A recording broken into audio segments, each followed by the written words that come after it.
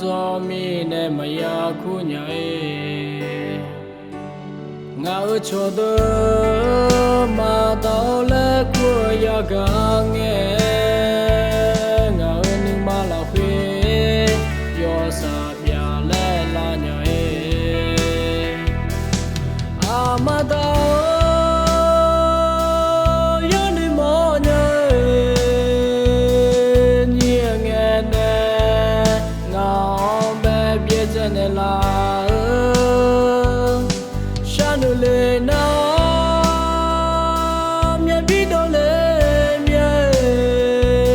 biết đâu liệu còn đi chỉ giờ cả đó mà chưa lên lo nhảy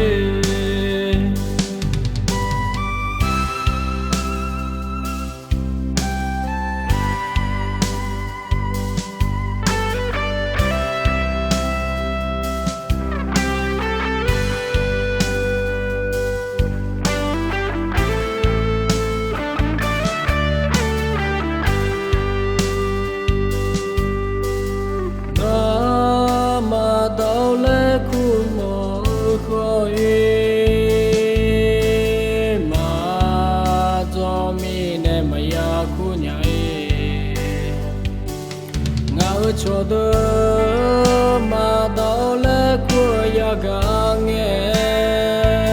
ngã nhưng mà là khuya yo sa bia lẽ là nhảy mà tao yo đi mò nhảy nhẹ nghe nè ngã bé biết chân là le na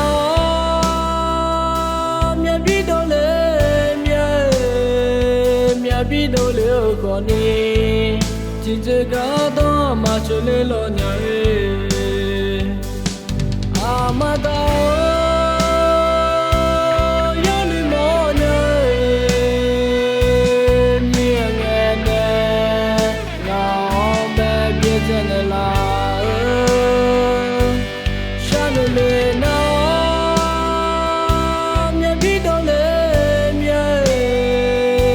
biết đâu liệu còn đi chỉ giờ cả đó mà chưa lên lo nhảy